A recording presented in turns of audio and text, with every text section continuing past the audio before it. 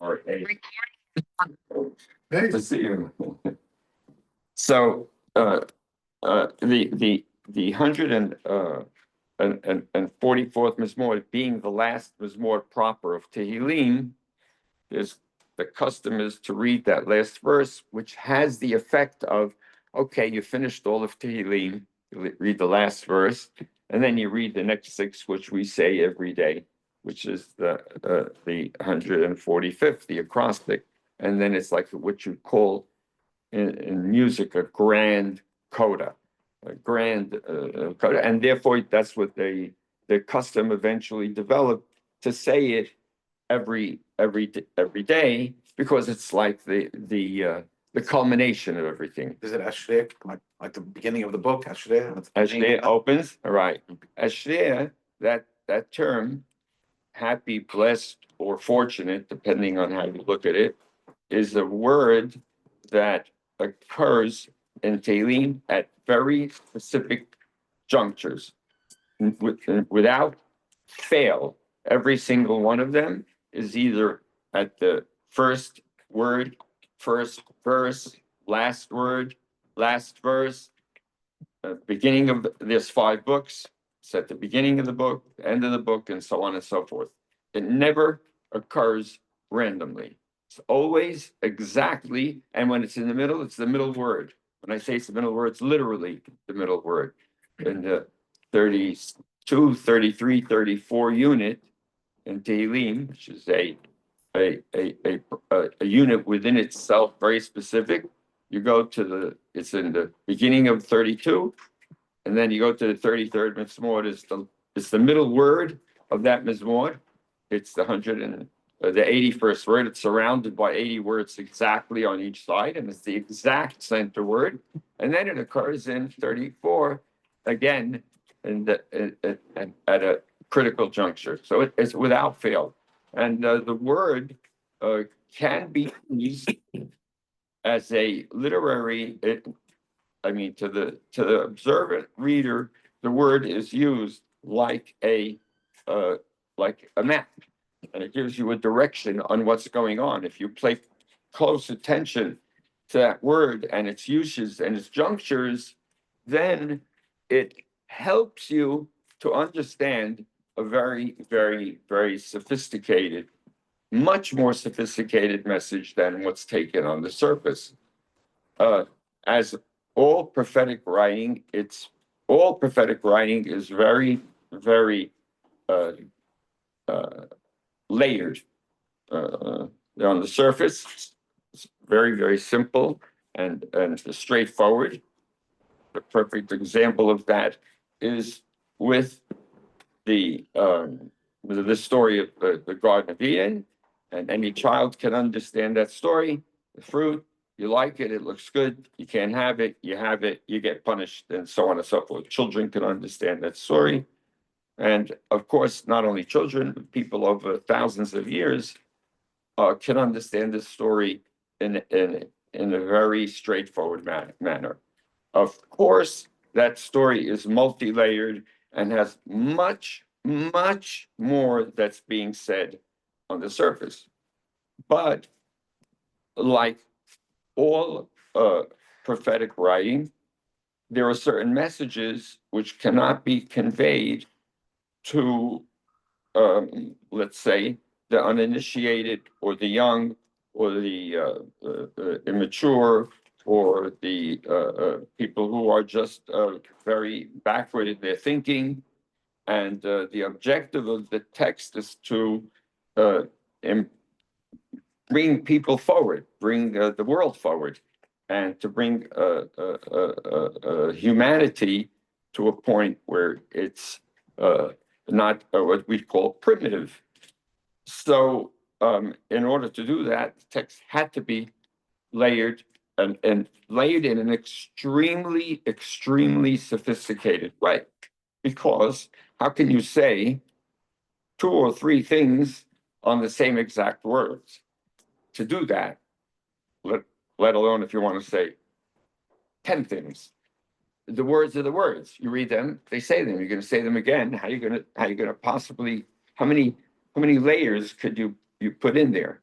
The answer is that in prophetic writing, it has a lot of layers. And the layers are amazing. When you see them, they're very inspiring to people like ourselves who are grow up in a world where you have an education system that if you just went to high school, you know so much more than people knew their whole lives, let's say 1,000 years ago, or 2,000 years ago, of course, right? Or 2,500 years ago at the time of the destruction. So, knowing that, when you come to the 137th Mizmor, which is Al Narod Babel, you're coming to the end of the story. Everything has been presented. 4 books have thoroughly dealt with the subject matter that it wanted to present. And the 5th book, which is mainly celebratory, in those, there's 41 Mizmorim. So this occurs, what is it? 8. It's the 8th from the end, and the 6 is 14 from 41. Who's good in this? 27. No, it's 14 from 44. I'm sorry. Oh, it's 30. 30 Mizmorim. So those 30 Mizmorim, right? It has presented what, in fact, everybody knows in those. You all know Shirei HaMa'alot, which are 15 of them, and you're so familiar with them in the prayers. And you all know Hallel, which is 6 of them. So you're familiar with 21 of them right off the bat. A lot of our prayers come from the 5th book in Tehillim because it's celebratory. It's very forward-looking and it's very optimistic, and it looks forward to a nation that's going to have great success. So this Mizmor hits at that juncture. When it hits at that juncture, the Mizmor right before it, you all know also, 136, you've said it a zillion times, and that's Kilo Olam Hasdor. It's a Mizmor that is praises God, and it's an antiphonic Mizmor, meaning you have praise on one side, right? And then Kilo Olam Hasdor. Kilo Olam Hasdor functions like Amen, right? Because forever is His compassion. Call and response. Call and response, exactly. So when you do that, it's what you'd call like an extended Amen. You go Kilo Hasdor, and there are 26 of them by no accident. God's name is always represented throughout prophetic writing with the number 26, because that's Yud Keh Vav Keh, 10, 5, 6, 5, which is equal to 26. And that's one of the literary techniques that's used in prophetic writing to represent God. So it ends with 26 grand, wonderful, recalling God's compassion to the nation and the responses. By the way, interesting for you to know as a side point, talking about symbolic things, I worked many years ago on 136 and could not find any kind of symbolism that tied in to the covenant, the number 8, the number 13, could not find it until I realized that's call and response. The response is not part of the prayer. When you say Udulai Kitov, that's the prayer, right? Give thanks to God because He's good, and so on and so forth. The other one is just like saying Amen, right? But with 3 words.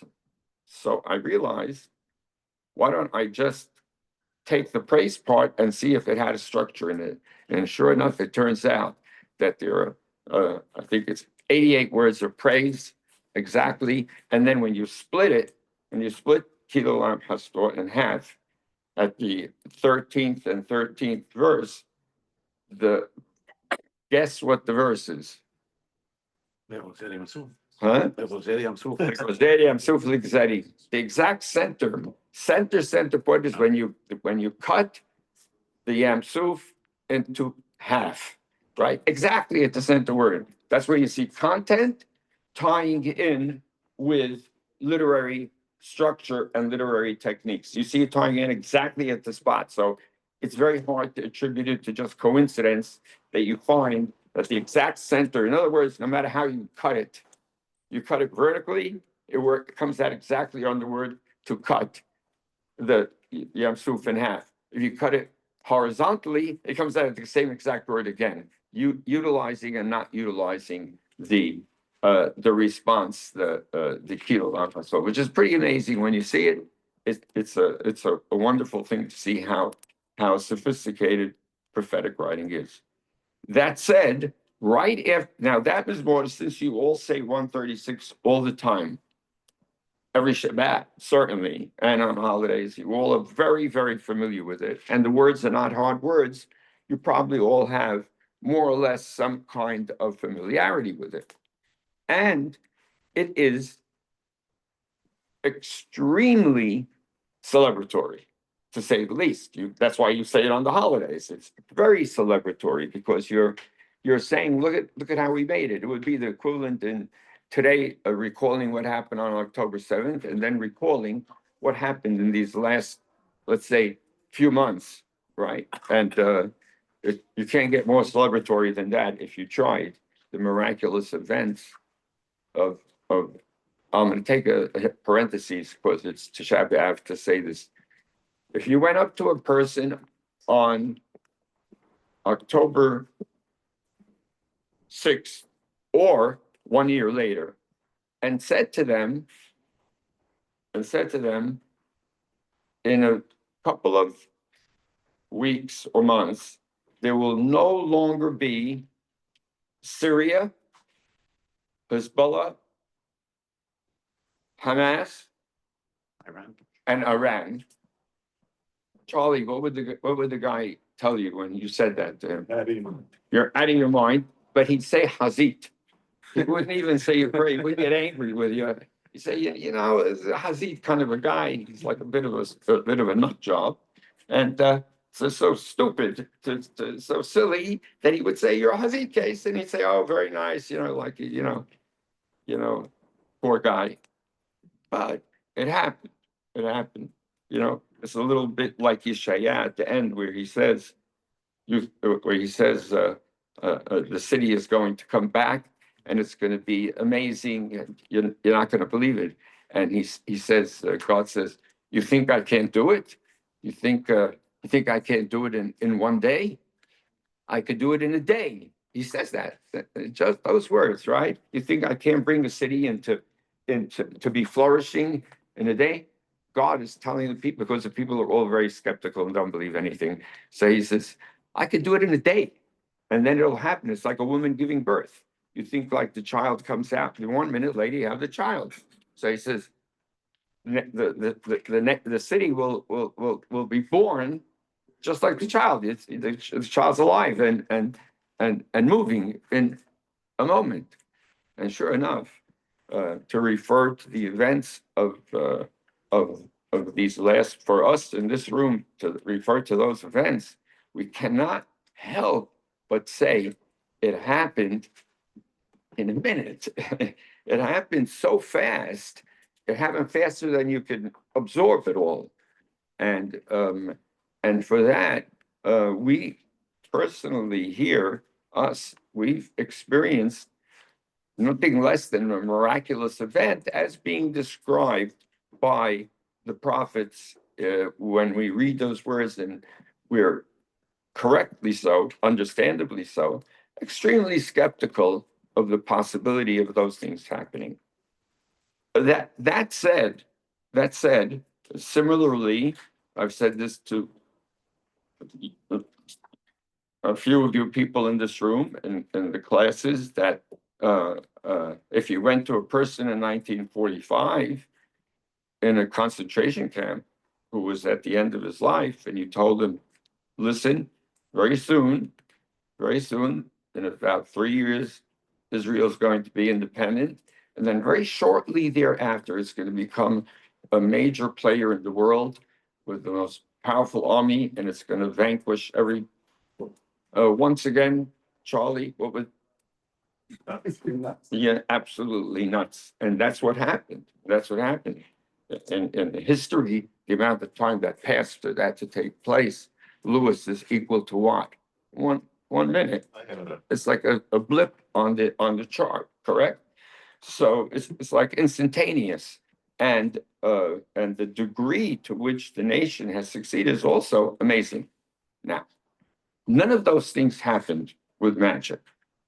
None of those things would happen with the phone rising off the table and now you have a great thing. None of it. It all happened with people who are courageous and are God-fearing and put their life on the line and sacrifice their lives to bring it about. But clearly, without God's help, it can't get done. It's impossible. There's too many factors that could fall apart. I remember that picture of Netanyahu.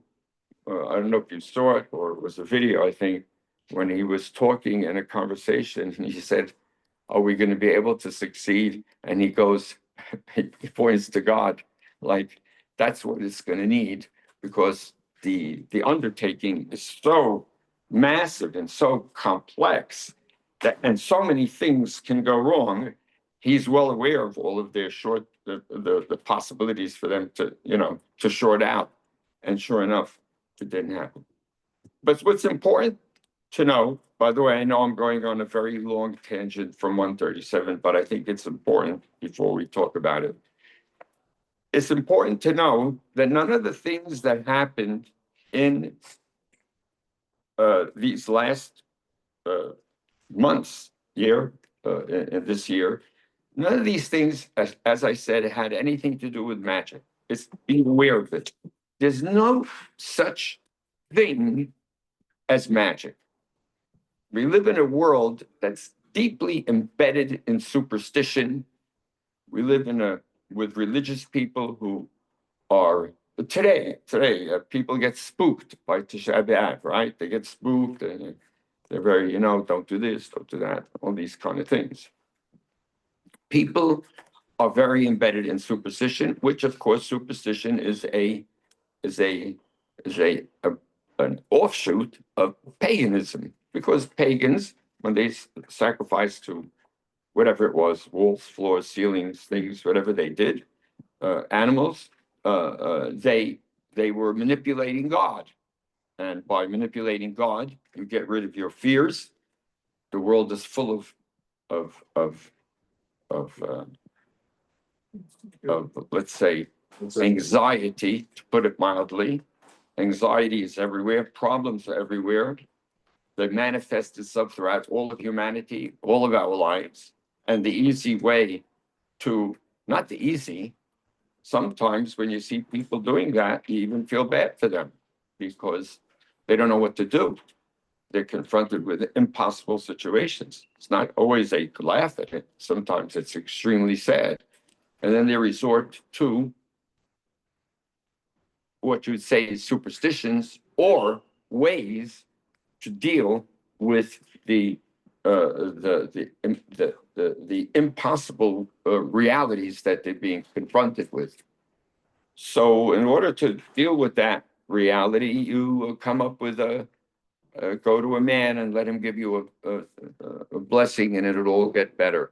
Or with the other types of things, I don't know, stand on your head and spit with nickels and or make papers that are going to make you better, or offer sacrifices, or whatever you may do in order to satisfy what they all did, that to satisfy the gods. With them, it was the gods multiple, because it's one. But by doing it, or by doing a ritual, let's say a ritual for us, God is going to get satisfied, and then therefore it's going to be better, and therefore we've dealt with the anxiety and the fear and the consternation, and things are better, and that's how you get better. Now that doesn't go away. That difficulty that humanity is confronted with is all the time. But recognizing that miracles have absolutely nothing to do with magic. Miracles are God doing things that it's so clear, as you said, the guy's nuts. But in reality, there's only one way to refer to it. That's miraculous. Because if you take 1,000 people of like that you mentioned, what the guy said, they would all say you're out of your mind from all walks of life. This guy's just it's You know, not going to the be. Iranians said that the Israelis used magic. Yeah, They made Yeah. that claim. yeah, because it's So impossible. they deal with the reality. That's right. That's right. It must be magic. It must be. Therefore, it makes sense. Otherwise, you've got to believe that it was just God. But that you got to believe that it was God. That's a hard one. You got to believe God's going to come through. You've got to have hope that God's going to come through. And that's the extremely difficult one. The one that doesn't deal with today and results right now, and that our long-term results are even harder. Wouldn't you say, Morris? 100%. How much harder are they? Very difficult. They can't hear you. Very, very difficult. Yeah. Where do you see that manifests as an example of that difficulty? Yeah. Bizarre. Say any example of where you see a long-term thing that's being presented. Gaga. No, I'm not going to let you off the hook. A long-term thing being presented with In the Torah, anywhere where you see that problem coming into play which problem? of long-term and short-term people want results right now as opposed to Maybe you could say by Yaakov, Perfect. he wants to have the Bechorah. He's gonna find a way to bring that about. he's going to manipulate. He's going to deceive his father. He's going to do whatever he can to get what he wants now. We're at, and of course, he's failed his whole life. He fails. It's a dramatic failure, and it comes back at him in all of his life. Right? He suffers the consequences of duplicity to him from outside for his meets the measure for measure, so to speak. Correct? Yeah. Also, after the story of the Meraglim, the people who want to go up the Har and go into Now, Israel. we'll make it I happen. told them, I'm not with you. You're out now. Yeah, so like, no, we can still do it. We could do it short term. We'll show you. He tells them no, and of course they lose dramatically. So this awareness that we should keep that there's no such thing as magic. All miracles that God did looked like to the person who's seeing it as a thing that you had to, if you used your mind and you looked intelligently, you would recognize it as a miraculous event. But there's no magic that goes along with it, and there's no magic solutions to anything in life. There's miracles that you could pray for. You could pray to God for a miracle, but not for the magic. Yeah, Joe. So Rabbi Ralph is in quoting a poem that someone wrote, that miracles can only be seen from afar. That's right. Even the man treading through the Yam Suf could only see the sweat of the back of the man. That's right. All you see is the guy in front of you walking, you see the sweat on his back. You don't see what's going on in the larger picture. And the Torah is emphasizing that all over the place. The Torah, Nevi'im, Ketuvim, it's a constant reference underlying everything. So keeping that in mind, here we are coming back to 136. And 136, you're on a high that the book has reached the highest point possible. And on a graph, if you look at the 150 Mizmorim, you see the graph going like this, and then you see the graph over here. And then when you get to the 137th Mizmor, the graph goes like that, all the way back down to the beginning. So let's look at that Mizmor and see the extremes in the graph, right? the best category we can call about this Mizmor is that it's a lament. You know, I have a couple of these copies, not a lot for the room, and I need them back, but if you want to pass them out, and whoever gets one, you could look in. I wish I had 40, but I don't have them. Yeah. But is it in these books? No, it's in the reader. Page 22. It's in the reader. Uh, It's in the Siddur. It's in the Siddur? 183, the back of the book. Unbelievable. You didn't That's, know? no, that's great. Oh, my God. Oh, yeah, I didn't know that. Fabulous. Tremendous. Okay. Tremendous. That's a winner. It's an excerpt. It's not the full art. That's okay. That's okay. You got something in front of you. Keep it open, Morris. Okay. Because I'll refer to it. Right? So I talked to you about the location, and the Mizmor is broken up into 3 parts. 3 delineated sections. Section 1 is verses 1 to 4, right? Al Naharot Babel. Who has a JPS? You have it? I'll read the Hebrew, you read the English, so we all know the words very quickly. Al Naharot Babel, Sham Yashavnu Gam Bachinu B'Zochrenu Et Zion. By the rivers of Babylon, there we sat and wept as we thought of Sion.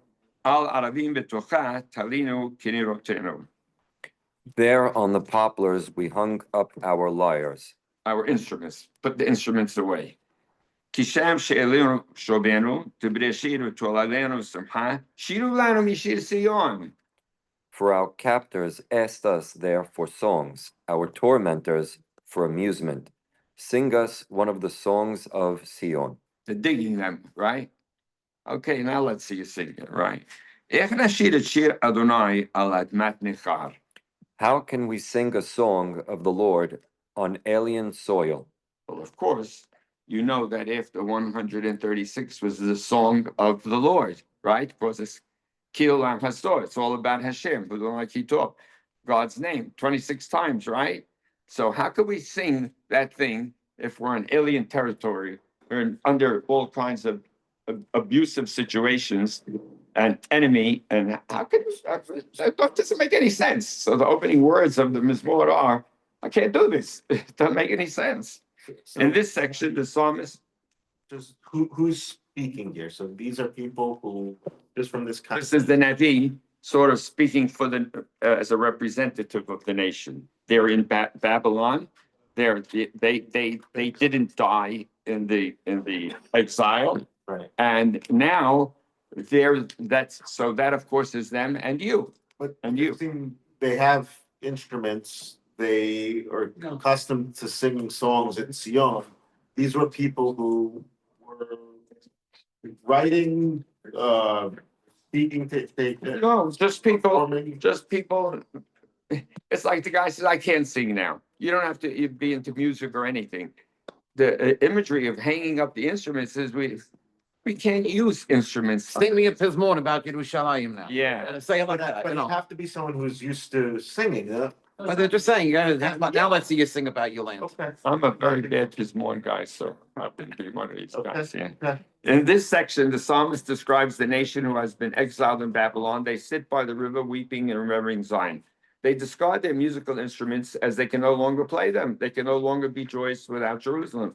Verse 3 continues with an account of the captives asking the exiled nation, possibly with intention to torment, sing us one of the songs of Zion. In verse 4, the nation responds with a rhetorical question. How can we sing the song of Yud-Ke Vav-Ke on alien soil? Throughout the section, the author is recalling events experienced by the nation and accordingly speaks in the plural form. Next section, section 2. If I forget, O Jerusalem, let my right hand wither. Let my tongue stick to my palate if I cease to think of you. If I do not keep Jerusalem in memory, even at my happiest hour. right, which you all know at our happiest hour, everybody, for 2,500 years now, there's a custom when the bride and groom get married, that at the end of the ceremony, they give him a glass and he quotes this verse because he's like at a high point. The couple are getting married, and he representing his wife says himself, and his wife says, I'll never forget you. So he was very happy, but I won't let the realities ever escape.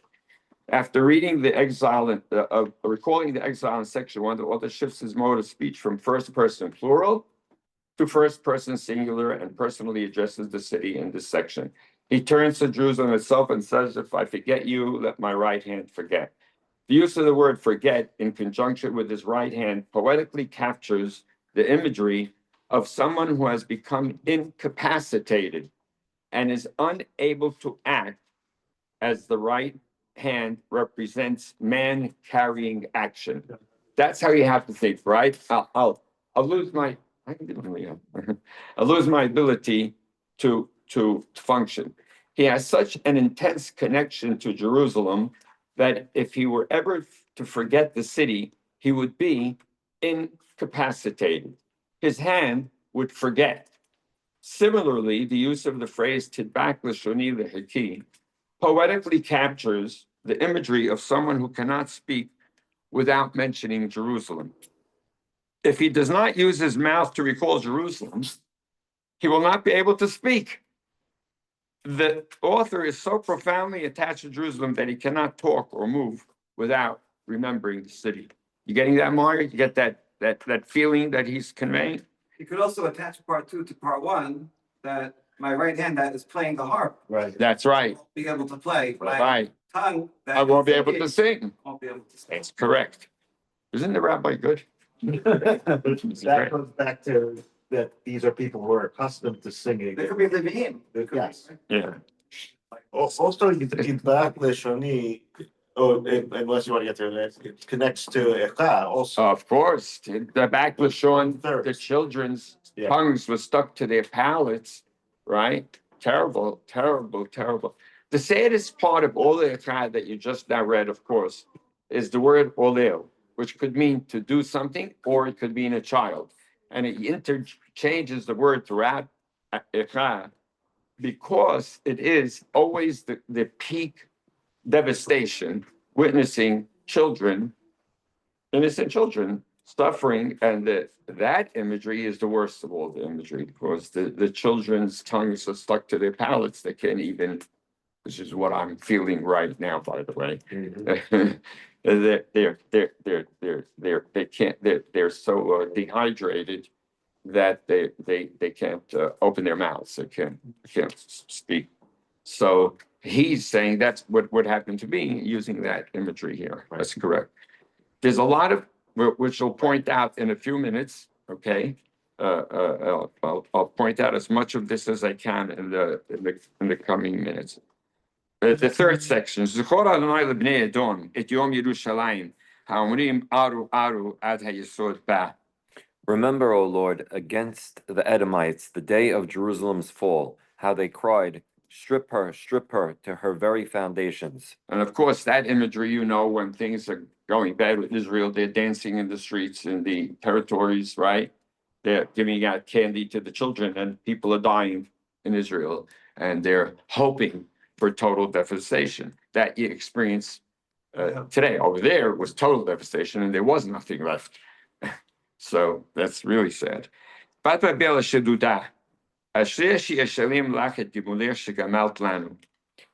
Babylon, you predator, a blessing on him who repays you in kind what you have inflicted on us. There's that word Ashrei, huh? It's coming now. Ashrei she'ohez v'nipeset olalayich el asala.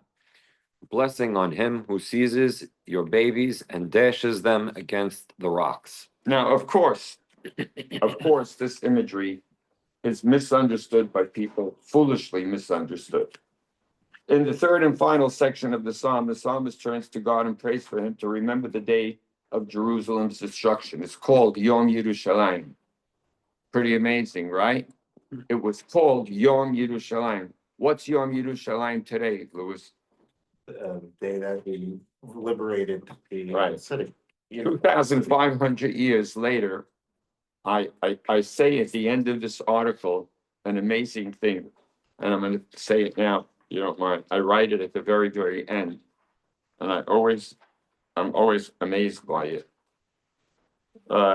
Indeed, the present generation almost never in its entirety associates the name Yom Yerushalayim with the destruction of the temple. That's how it was known. The day of, in other words, the day of this devastation, Yom Yerushalayim. But rather by the day Jerusalem was reunified. I realized this recently when teaching Psalm 137 to a group of young men, and one student remarked, I know Yom Yerushalayim, that's Kaf Iyar. He never even knew of the other thing. It's so turned, so positive that he only knows the name Yom Yerushalayim representing the turnaround, which is absolutely amazing. And how the nation had cheered and encouraged the atrocities committed during the time they cried, strip her to her very foundation. The psalmist then turns to the nation's captor, Babylon, and pronounces a blessing upon he who makes them suffer the same carnage that they brought upon Israel. So, of course, this and these three sections, when I say of course, these three sections are similar to the 5 sections of Eicha. You all know that Eicha consists of 5 sections. Each one is an acrostic, Aleph to Taf. It's the 10th acrostic in Tanakh. And the sections end, so you know where the beginning and end is. You don't have to guess on the words and the paragraphs. It's the last letter of the alphabet ends the section, and there are 5 of them. So at the end of each section, there's a statement that's made asking God to pay them back for what they did to us. And at the end of this one, similar to the way, there's a lot of similarities between this Mizmor and Eicha that we read today, a lot. An outstanding one is that at the end of this section now, it says that it asks God to pay them back. But now, I want to make it clear that, of course, this should never be taken to mean that the person who has suffered overwhelming horrors and atrocities against their children, against their families, against their parents, against their spouses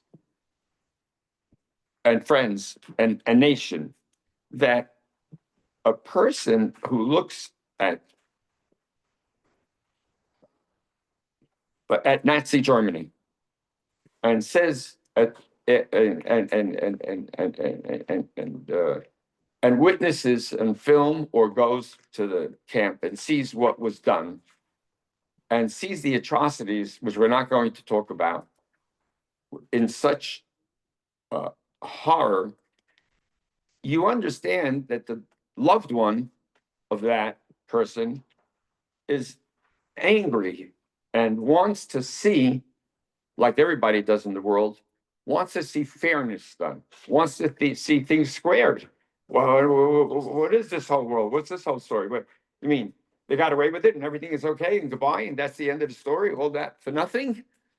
I want to see them suffer the consequences. So, of course, the mother who saw her child murdered in the most horrible of ways, to say that she says, but she never says she'd do it herself. She says, Ashrei is the guy who does that to you, because she, of course, herself would never do such a thing. That's why Ashrei Shiorhez, she doesn't say, I want to do that to you. She says, Ashrei is the guy who does that to you. And it's the child. Right. Think of a mother speaking The about a mother child. speaking about her child. And she says, I hope they do that to your kids, right? Right. She would never do that to anybody's kids. You have to understand that. Never. And it's foolish to understand this was more ending on that, on anything other than what's practical. It's telling you at the end of all of this, you know what that mother feels like? I hope you suffer the consequences of what you did to my kid, my child, who is no longer here, right? And you're, what, you're living the life of Riley in Argentina or something like that, right? So there's a lot of anger and a lot of frustration, and in Mizmor, I called this a catharsis. You know what that means? Relief. Go ahead, tell us. Yeah, it's a feeling of justice and relief. for The what- release, right? Of course, you got to release. This Mizmor builds up and builds up, and then you just, Louis, what do? Explode. You just explode out and it comes out of you. And that's what it does. And it does that for you. But it's worse than knowing that Nazis alive in Argentina. This is, you're living in Germany after the war Right. and they're still in charge, That's right. right? You're in Babel, the people are telling you, hey, sing to us. Yeah, and they're gonna They've be in been charge, tormented, they're gonna right. be in charge for a century, for a long time, they're not Until the going. Persians come along, but we don't know that yet. That's Right. right. Nobody knows that yet. We only see the sweat on the guy's back, right? Yeah. So now be aware of the fact that, of course, that is not the case. Now, one significant aspect of the structure of 137 is the placement of repeated key phrases and words. One such word in Mizmor is the string of ayin followed by lemid, forming the syllable al, which occurs at the end of the three sections delineated above. If you all have that book, or you all just have, when I say the book, I mean you have the article. I guess it shows it, correct? Yeah. So, Yeah. and if you don't see it, please just raise your hand and we'll make it very clear because this is very important. The syllable al, which occurs at the end of the three sections delineated above. The first section ends with al admat nechad, on foreign soil. The second section ends with al rosh simhati.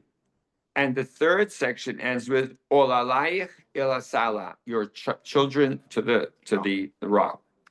In each of the section endings, the al string is placed at the beginning of a three-word clause that closes the verse and the section. Does everybody see it? It's very simple, very straightforward. These two letters do not only differentiate sections and serve as literary markers at the beginning and end of the Mizmor. The psalm begins with the word al naharot babel. It begins with the word al. So you have al, ending the three sections, and now you have the word And al, huh? And Salah, I just realized. Okay. So now that's what I'm gonna point Coming out back to to everybody. Okay. Right, that is, so listen carefully, it's the next sentence. These two letters do not only differentiate, but they are at the beginning of the psalm, al naharot babel. Now, if you look at your text, and it ends with the word, the last word, al, the last word is ol alayich, You'll have Salah. ol alayich, which by the way, ol alayich is ayin lemid. It's a word that has the letter ayin with a double lemid at it, right? It's like a emphasis of the word al. Olal, or like al olal, right? La sala. We have the double. Now that is We had the double lamed earlier in Tolaleno. in Tolaleno, that's correct. That is al in reverse, enveloping the psalm in the ayin lemid sequence. We will elaborate on this point later. So not only does it open up on al, in the last two letters of the Mizmor, reading them backwards, it would be al. So there's a big deal. There's an ayin lemid at the beginning of the Mizmor, and there's an ayin lemid going this way at the end. So al surrounds it. Well, what's going on here? We'll talk in a minute. Another word that occurs at key junctures is the repeated zachar root. In the opening of the section, the psalmist uses section 1, the psalmist uses zachar root when mournfully remembering Jerusalem in the words Bezochrenu et Zion in verse 1. In section 2, the zachar root occurs at the center of the section in verse 6 in Imlo Eskerefi, if I won't remember you, also referring to the psalmist's resolve to remember the city. In addition, the root shachah, forget, The antonym of Zachar is used twice in the first verse of section 2, referring to the individual psalmist's resolve to never forget Jerusalem. I'll remember, I won't forget. Remember, won't forget. Section 3 opens on the word Zichor Adonai L'bnei Edom. Now the reader turns to God and says, God, remember what they did as part of the psalmist's prayer for God to remember the nation of Edom in connection with Jerusalem. The repetition of the root Zachar found at key locations throughout the 3 sections not only corresponds to the thematic division, but also further accentuates the theme of this psalm, that the intense emotional longing for Jerusalem, right? Remember, these are people who are very emotionally overtaken by it's gone, right? And they want to be there. Now, 137C, does that happen in these? Because I know this is a short version, right? I think we're done. Is it here? Oh, you're done with the whole book? That part of it was for now. Okay. I didn't get that. As we have observed in our other studies in Tehillim, the center word or verse Yeah, of a psalm is that's one thing. particularly significant.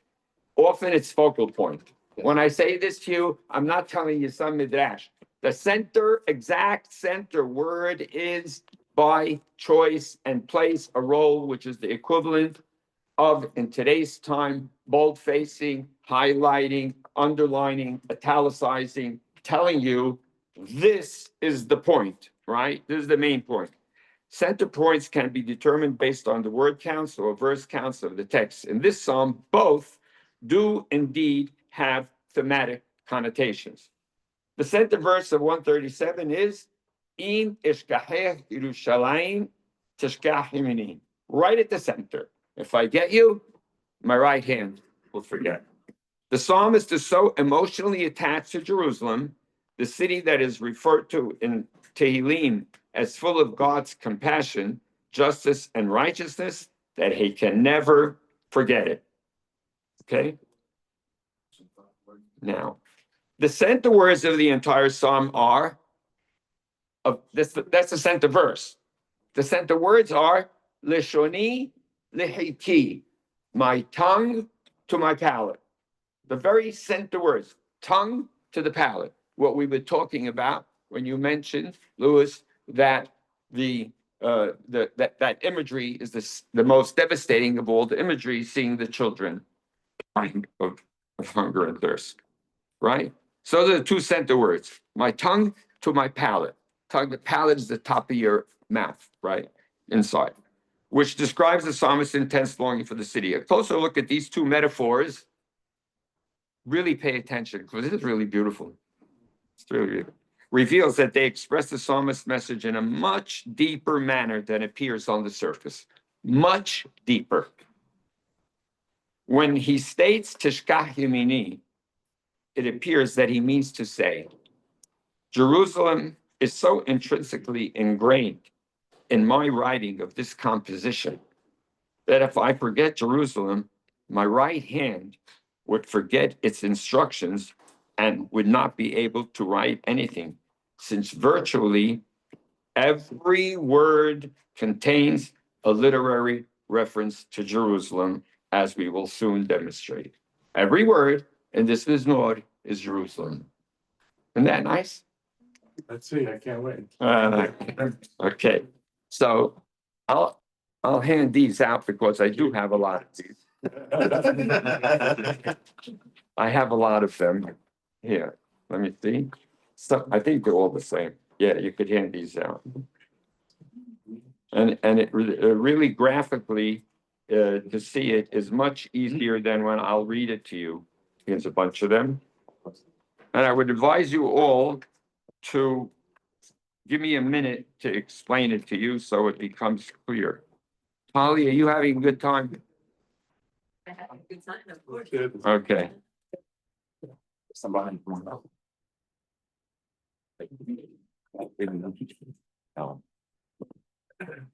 If anybody doesn't have good eyes, I have one very gigantic one if you want. Anybody need it? Do you know what it's like to be in a room and you know you're the oldest person in the room? It's horrible. Horrible. Other older people would give me the big one. Okay. So now,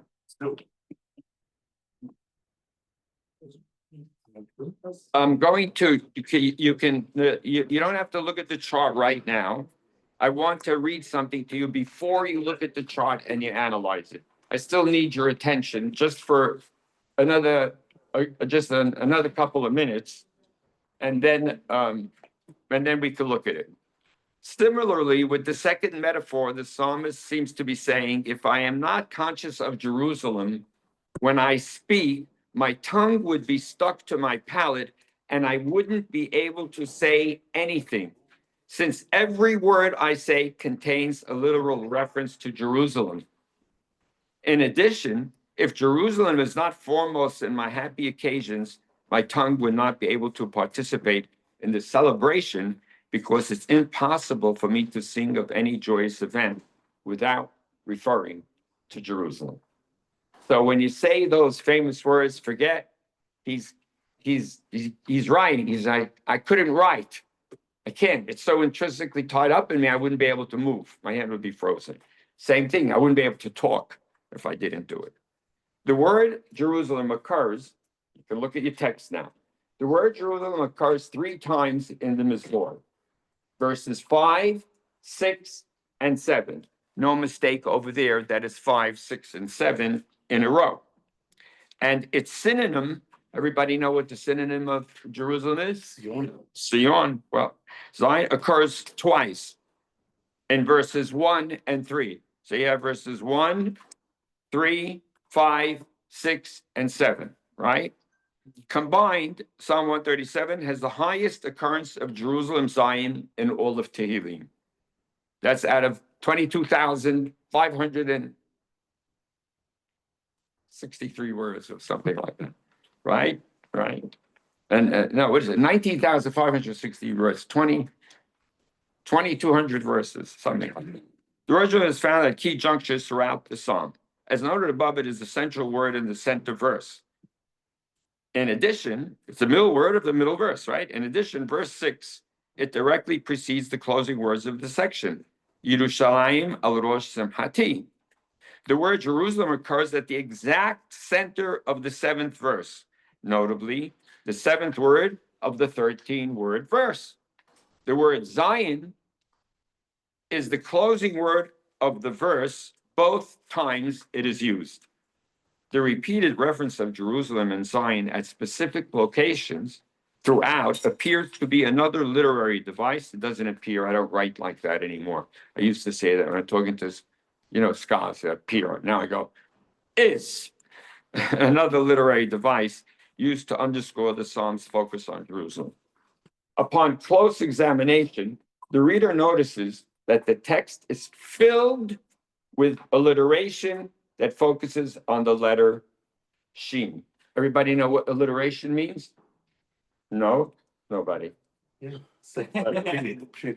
therefore sounds like, give an example of alliteration. She sells seashells with the seashore. Peter Piper. Yeah. Peter Piper, that's right. Yeah. You guys are good. The song contains the phrase Sham Yashavnu in verse 1. Sham She'elunu Shobenu in verse 3. Shiru Lanu Mishir, verse 3. Eshkaheh Yerushalayim Tishkach, verse 5. Yerushalayim al Rosh Simchati. The Sin and the Shin are interchanged. Just put the dot on the left or the right. Yeah? Verse 6. Hashedudah Ashrei She'eshalem, verse 8. And Ashrei She'yohez in verse 9. The abundance of alliterative sheens brings attention to the unusually high frequency of sheen in this text. Everybody with me? If I lose you now, it's haram. If anybody is not with me, raise your hand. You got it? The abundance? Okay, good. Of the 317 letters in the Psalm, in Psalm 137, 26 of them are sheen, comprising 8.2% of the letters. on average, the letter sheen makes up about 4% everywhere else. So Twice as frequent. twice as frequent. Thus, this psalm contains double the amount of sheens than the average psalm contains. Many scholars have commented on the abundance of alliterative sheens in this psalm. They go, oh, a lot of sheens in this psalm, the scholars. But most do not offer none, offer sufficient explanation as to why the letter sheen in particular is alliterated so frequently. Another letter, Lamed, is also significantly alliterated in this psalm.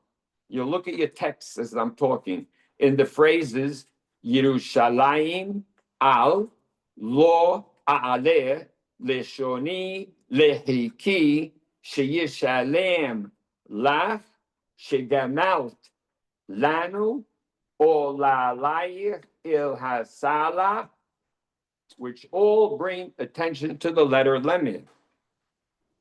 The letters Shin and Lamed may be significant in this psalm because, together with the letter Mem, they make up the word Shalem. Though the pronunciation of Jerusalem is Yerushalayim, it is never written in its full form, Maleh, and always appears without the yod. As, did you ever notice that? Mario, you just made a pick. Yerushalayim, take a look at the word Yerushalayim every single time. So What does it say? Yerushalayim. Yerushalem. Right. In fact, when they transliterated the word Jerusalem into English, how did they spell it? The J is a Y, right? Jerusalem. Right? Yerushalem. There's no Y in there, or I, whatever letter you put in, because they did it correctly. It's Yerushalem, Right. right? It's pronounced Yerushalayim, but it's written Yerushalem. And it's Shalem. It's the same thing. That's correct. In this. So the Or everywhere. everywhere, Yerushalayim is never written Maleh. Every time you'll see it, it's used. So is Yerushalayim literally the city that's doubly Shalem? Well, Like I'll Bethlehem? talk about that in a minute. Was it ever written Yerushalayim? No, yeah, maybe one time, somewhere. But that's how it's pronounced. That is how it's pronounced. Where do we get it from? From tradition, right? Right? It is never written in its full form and always written appears without the yod as Yerushalah, and then there's a dot after the lamed, telling you right? Right. The city of Jerusalem is clearly referred to as Shalem. Now, do we know that Jerusalem is Shalem? Explicitly in the 76th Mizmor, on verse 3, where it states, Vahi b'Shalem Sukkah Mu'nato b'Sion. And his sukkah was in Shalem, meaning, and then Sion is the, it's a bicolon. So it's corresponding. Shalem and Sion are being compared, and of course, he's referring to. That's the city of Salem, which is very common That's right. in England and America. There's a lot of cities that are called Salem. They are Yerushalayim. Exactly, because they take the sheen, they make an S, so it's Salem, it's really Shalem, right? So they are always referring to Jerusalem, the Christians, and so on and so forth, and they spell it Salem because they're using this form of the word. Scholars have pointed out that it's very likely that Shalem was the original name of the city of Jerusalem. How do we know it was the original name of the city of Jerusalem? Because, of course, at the beginning of the Torah, there's a priest king by the name of Melchizedek who makes berachot, and he is Baruch Hashem Elyon Kunei Shamayim Va'aretz. His name is Melchizedek, and he's Melech Shalem. So at the beginning of the Torah, we weirdly find ourselves in Jerusalem with a king whose name is Shalem. no, his name is Melchizedek, righteous king, and he's a Kohen Le'el Elyon. Now, of course, that story is saying a lot more than what you see on the surface. Very beginning of Torah, you just get going, and here's Abraham meeting a man whose name is righteous king, who is a priest, who gives maaser, and makes berachot that are amazing, and Abraham sees him as an extraordinary individual. What the heck are we doing? And contrasting Sodom and Amorah. It's the same. That's right, there's the story, right? Koneh Shamayim Va'aretz, it's a. He means he owns the universe, it means he Yeah. owns the universe. So now, We open the Amidah with that, with his beracha, because we say, El Elyon. El Elyon, Koneh called, that's right. The opening of your Magen Avraham. Amidah always refers to that spot. right? Did you know that? Yeah. No, you didn't. Explain it to me. The opening beracha of the Amidah is all referencing the words that Malki Tzedek says, because it's gonna say, you say Koneh Kol, That's Koneh Shamayim Va'aretz. and El Elyon, El Elyon. and he's gonna say Magen. Magen Avraham. Anochi Magen. Anochi Magen left. Well, that's what God says. There. The fact Yes. He says Magen also. he- So all the wording draws for the opening of the Amidah. from- Takes you to that scene. Yeah. Takes you to that imagery purposely. They chose it very well when they were. Shemigen Sarecha B'Yadecha. There you go. That's right. That's right. Good, good. So now, The word koneh doesn't have to mean to own, it could also mean to create. right, it could mean, It's kaniti ish. right, right. It could mean, it could mean both. That's correct. Wow. So, being that Shalem is synonymous with Jerusalem, the placement of Shin Lamed Mem in the text carries quite a bit of significance. Highest percentage with the Shin, alliterative lemeds in the text. So that's, of course, you're all starting to say to yourself, oh, that's what it means. I can't say anything without saying Shalem or something like it, right? Well, watch what happens. That's seen in table one. One observes that these three letters occur in close proximity to one another several times in this text, and in some cases form acronyms of word sequences. In verse 1, you can look at your charts now, I guess, yeah? In verse 1, the word Shalem can be found in the words Babel, Shem. The Shin, Lemon, Mem can be reorganized to spell Shalem. In verse 3, Shalem can be found in Shem, She'elunu. Is that right? Yeah. Yeah. So Shem, She'elunu, B'Tolavenu, Simcha. And Shiru, Lanu, Mishir. Right? That's a Shalem. In fact, the phrase Shiru, Lanu, Mishir, who knows what I'm about to say? Look at the word Shiru Lanu Mishir. Look at it closely and tell me what you see when he says, how they tell us, sing us a song, right? Shiru Lanu Mishir from the song. What stands out about it? Yeah? Who said that? Who said Giru? It is all the letters of Jerusalem. Right. Shiru Lanu Mishir is Yerushalayim. Literally makes a glaring reference to Jerusalem in that it contains the letters Yud, Resh, Vav, and Shin, Yerush, and is followed by Lamed and Mem in the next two words. And Sion. Literally, it's being put there for you. Not some figment of the imagination, but it's right there in front of your face. Of course, I love to say this. No one ever saw it for 2,500 years.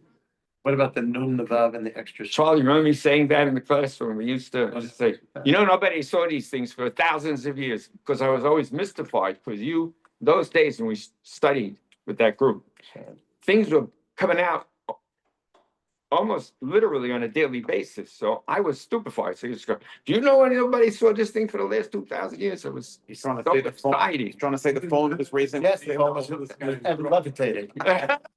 Very good. You heard what he said? No. One of the benefits of being the oldest guy in the room. Very good. Well, what about So- the nun, the vav, and the extra shin? In Shir Lanu Shir. What about it? I got Yerusha, like, Why they, and why they there? The Oh, extra nun, vav, and shin. For further analysis, because I have more to show you. And it's followed by Lamed and Mem. The phrase Shir Hashem al Admat in verse 4 and the Lishoni Lehiki in verse 5, each contain these three letters in sequence. Verse 5 contains an explicit mention of Jerusalem, and it is also followed by the words Al Rosh, resulting in the ending letters of Shalem, to be read backwards as Shalem. Strikingly, we find the actual word Shalem. The actual word does occur in the text, in the word Sheyishalem. Sheyishalem, right? Those are prefixes. That will shalem, pay. Remember when the mother is being, the imagery of happy as God pays you back, right? For what you did. So therefore, in verse 8, shortly followed by the word shegamalt. Listen to the word shegamalt. That one's like in your face. Shegamalt, right? The letters shalem, and contains another shalem reference. Now, see table 1. You all have the table in front of you, and you all see the direct references. I have the red boxes around the ones that are right, outstanding, like the word shalem in the next to last verse. And throughout all of this text, you will see that he, in fact, therefore, when he says, if I forget my right, he means literally, if I forget you, my hand will be forgotten. So what does he do? He puts it everywhere. It's emanating literally from every fiber of his being. Now, there's more to be said about this, and if you spend time at home and you look at this, you'll be absolutely stupefied the degree to which this gets emphasized and how the impact that it has on the listener, on the reader, and so on and so forth. But I want to show you another amazing thing. And I don't know if do you have this chart? No. Nobody has it. Do I have it? Yeah, right there. Yeah, there's one. No, I want to see if I have any extra. I'm saying if you want to show it big. No. I'm here. Pass these out to whoever you can. Yeah. The next chart is really outstanding. And I found it. When I found it, I was taken aback by it. The spelling of Jerusalem, listen carefully now, we're coming to the end of this session. The spelling out of Jerusalem throughout the Psalm, through meticulous placement of the letters Shin, Lamed, Mem, is amazing in and of itself. However, this feature is even more astonishing when analyzing another aspect of the letter clustering throughout the Psalm. Not only has the psalmist incorporated the name of Jerusalem into the individual words, but the letters Shin, Lamed, Mem are clustered in such a way that in the beginning of the psalm, there's the highest frequency of the letter Shin. In the middle of the Mizmor, you're followed by the highest frequency of the letter Lamed.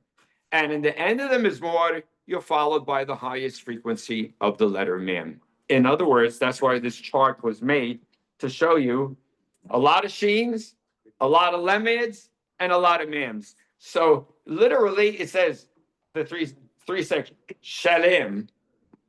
Shalem, no matter how you cut it, so to speak. It's complete. It's complete. It's amazing.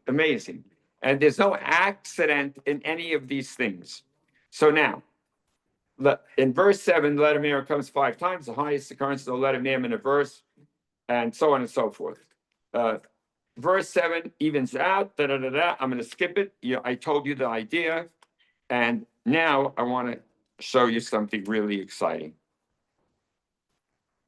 In the center of the verse, Psalm 137, we find an exceptionally incredible usage of this technique. As stated at the center of this 5-word verse, we find the word Jerusalem, Yerushalayim, right? There is only one Lamed in this verse, the one found at the near center of the verse within the word Jerusalem.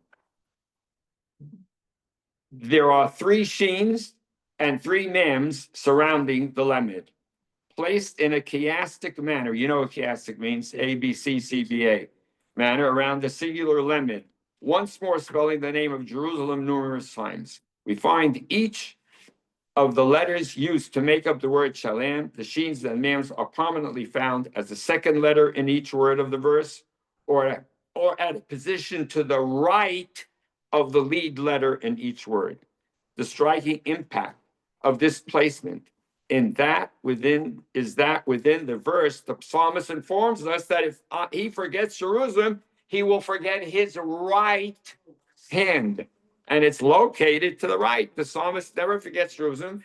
And in a stunning play on these words, he places the letters that make up Jerusalem's name at the location to the right of each word in the verse. Isn't that great? Am I the only guy excited here? No, they need to repeat that. It's really. They want you to repeat it. Say it again. Oh, you want me to repeat it? Okay. Yeah. We find each of the letters used to make up the word shalem. The sheens and the mems are prominently found as the second letter in each word of the verse. Im, second letter. Esh kahef, second letter, sheen. Yerushalayim, the lamed in the middle. Tish ka yemini, second letter. Yemini, second letter. Meh, yemini. It's always the second letter, right? So, therefore, the second letter of ni, or its position is to the right. If you look at it, its position is to the right of the previous one. This, it's on the, it's right of it, left, right, look right. It's on the right. It's to the right. It's to the right. Right, left, right, left. Hello. To the right of. Right side, yes. I thought of the word. Right of what? Rabbi, can you explain it to them better?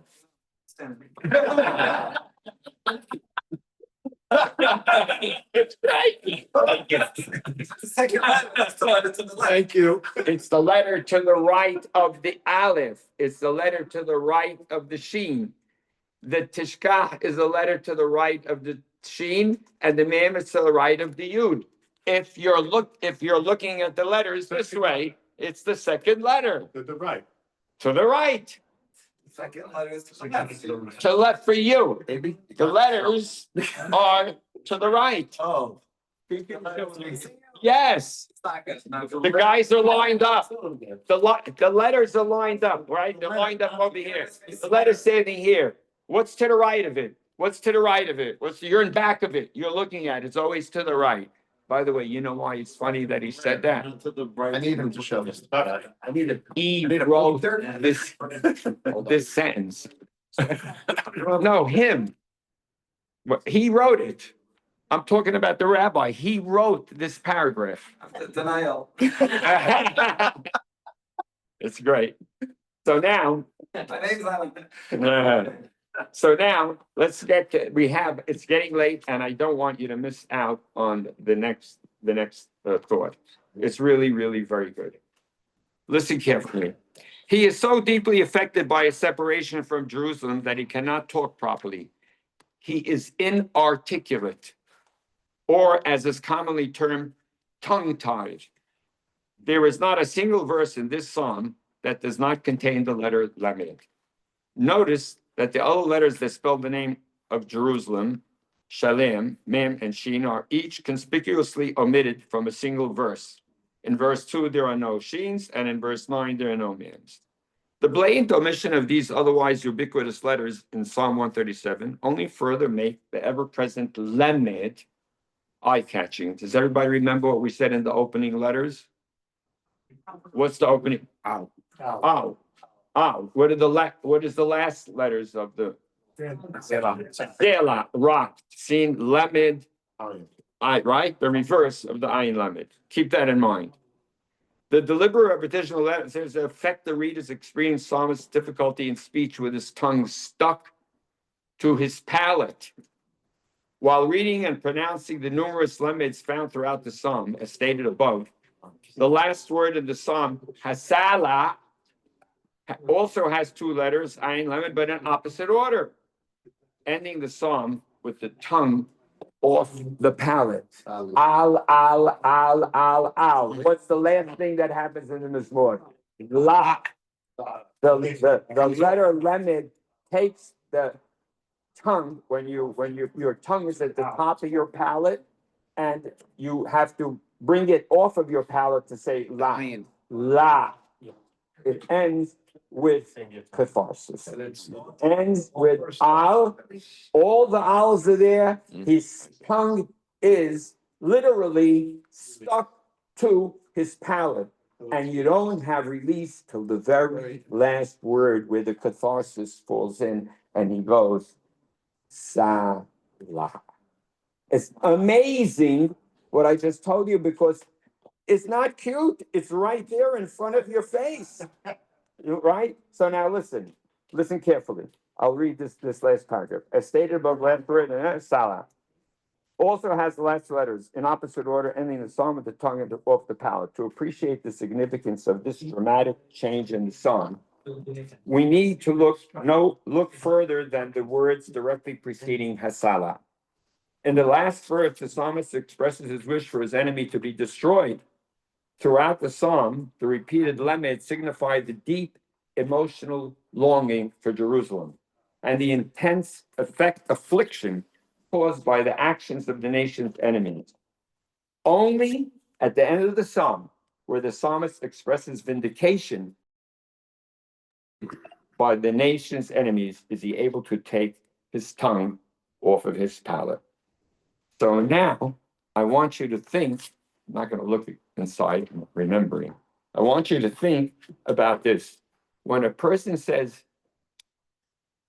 Im ishkachech Yerushalayim tishkach Yeminim, and then he goes, the groom, I don't know if you ever heard the groom get tongue-tied when he goes, Tidbak lishoni lehiki im lo eskerechi im lo a'aleh et Yerushalayim al rosh simchati.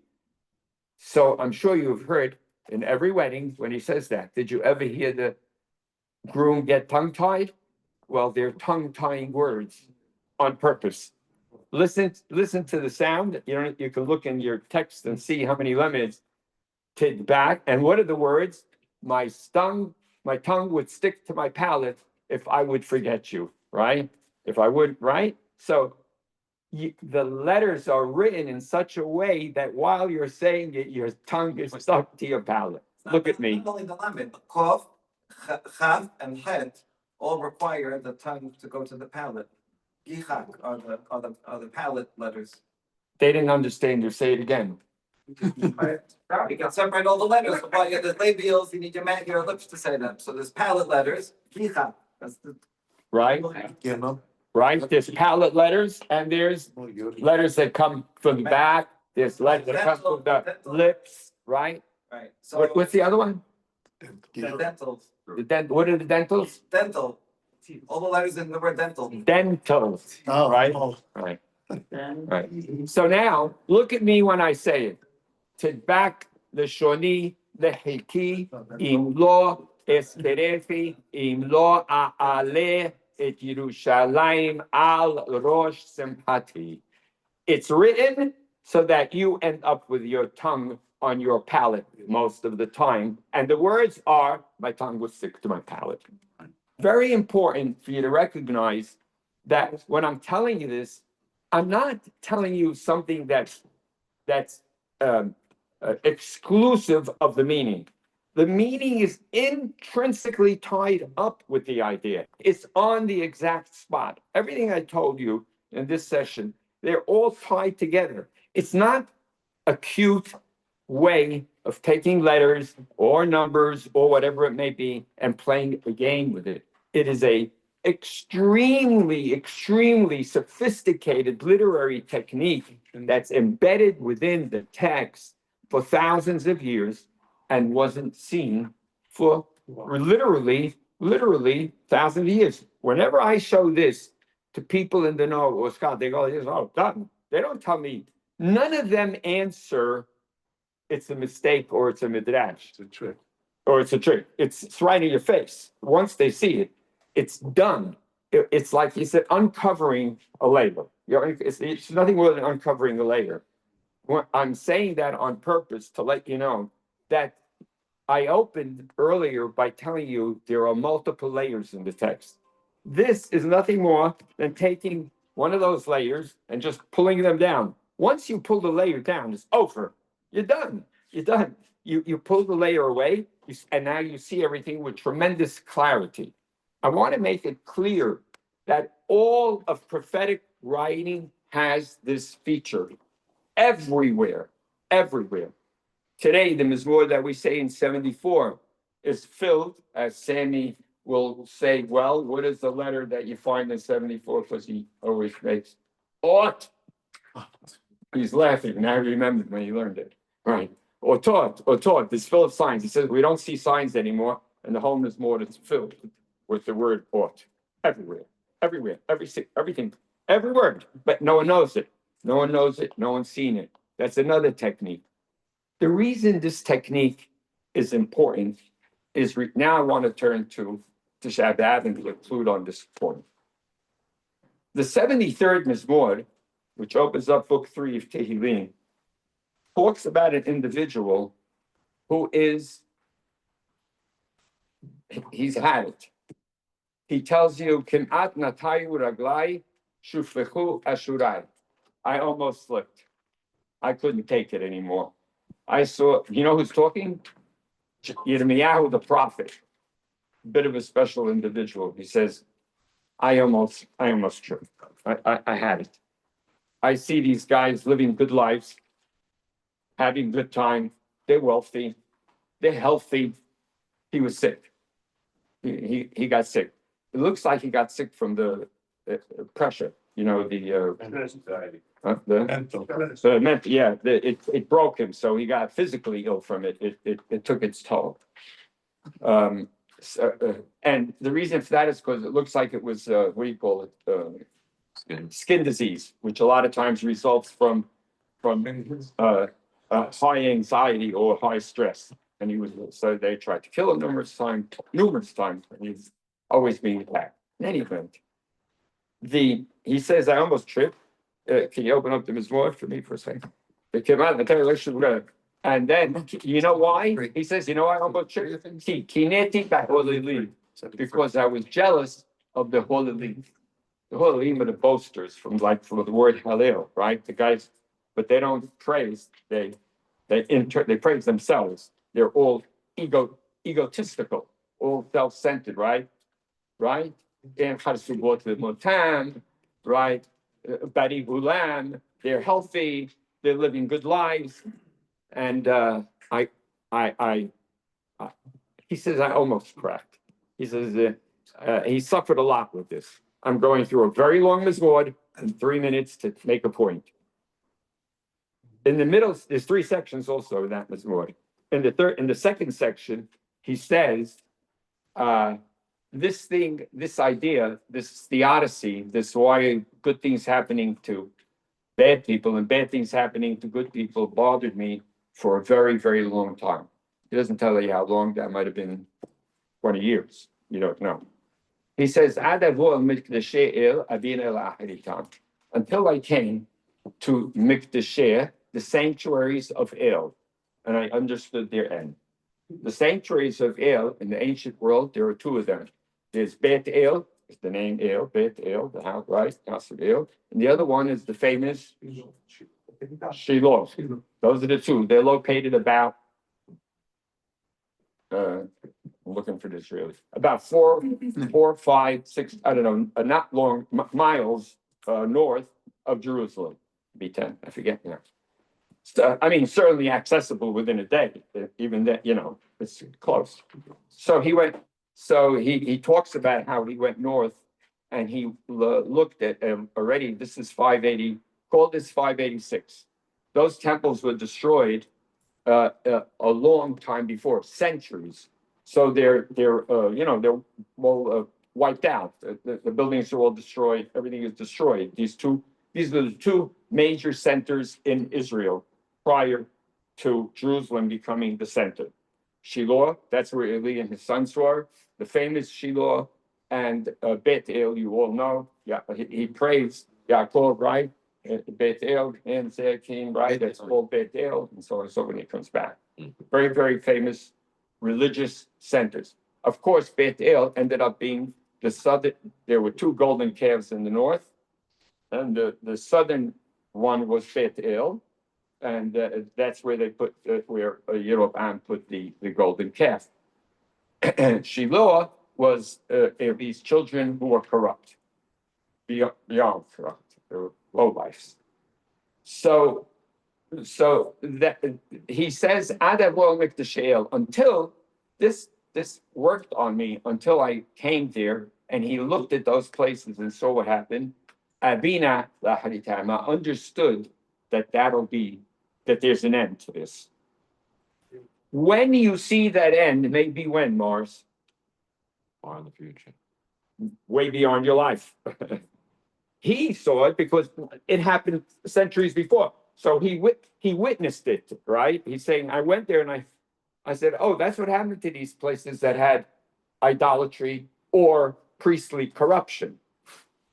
And then in the third section, he says, this is the Mizmor that right before, these are the Mizmor you're allowed to talk about today. You'll see why now. And then he says, I realize that these people that I'm jealous of, and these things that I'm in internal turmoil about, I realize that their time is limited, and it's all going to end. And he sees it start to happen in his life. And the very next Mizmor is the destruction. 74, depicts the destruction of Jerusalem in detail, in exactly, because he witnesses it himself. So, and he survives. So he wrote Echad, he wrote 74, he wrote these Mizmorim. That said, in that Mizmor, what you saw happen, please everybody pay attention to what I'm saying, because we're concluding on this note, and I don't want you to forget it. That Mizmor has words that are inserted throughout. Three letters that it inserted throughout. This phenomenon of sophisticated literary techniques using letters to refer to a thing behind the scenes, right? Or said we took off the veil, right? So it was there, you just didn't see it. Once you see it, it's there. So I knew that about 137. I knew it about 75. I knew about a lot of Mizmorim, and it had a tremendous help for me because it gave me direction on what was really being said, what was being commented on, and how it was commenting on the Torah, right? Specific areas of the Torah, which was like a commentary on the Torah, which was very important. This Mizmor occurs in the first of the middle book of Tehillim, 73, which is the one that corresponds to the middle book of the Torah, which is about priests, about Kohanim, exactly. It's Torah Kohanim. So what did I find in the Mizmor? What three letters did I find? Kohen. Everywhere. The only thing was, it says, you know what it says about the Kohanim? Joe, you know, so you tell them. What does it say about the Kohanim in 73? How does it say they're corrupt? When you read the Mizmor, you think you're reading about Nazis. You think you're reading about the most horrible human beings in the world. Right? When he describes what they are and what type of people they are. And then inserted through the whole thing, he goes, I am talking about the religious leaders of my time. And I wrote this, he says it in code, in the Mizmor, explicitly, in code explicitly, get it? Once you know it, he goes like this. If I would have said that I'm referring to the Kohanim, they would have, no, much worse than that.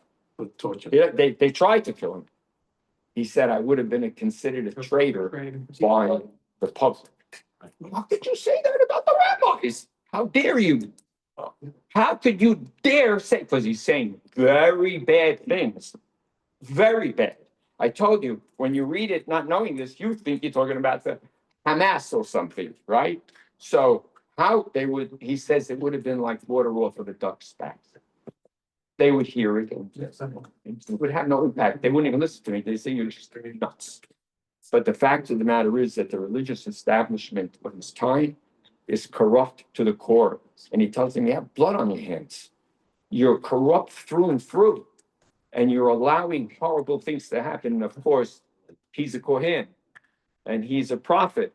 and he's one of them. So they hate him because he's the most danger to their, right, to their, The sixth sentence really points out to the Kohanim. I'm sorry? The sixth sentence. So pride and joint their necks, lawlessness, a wrap their, as a mantle, right? They're joined their neck. That's right, it's sort of about their clothing, they wore, you know, they were wearing the robes and all of that. I'm saying this to you to let you know, that my experience with this has had tremendous impact on me personally. That's why I brought this last point up, to tell you that I can't end a class on Tisha B'Av without saying this. And this is not intended to be a polemic against black hats. It's intended to make a very important point. None of the Haredim, 100,000 potential soldiers, participated in what just happened over 2 years. People don't have work. People are suffering. People are not, their businesses are in trouble. People lost their lives. And none of that community is interested in participating. They say they're learning Torah.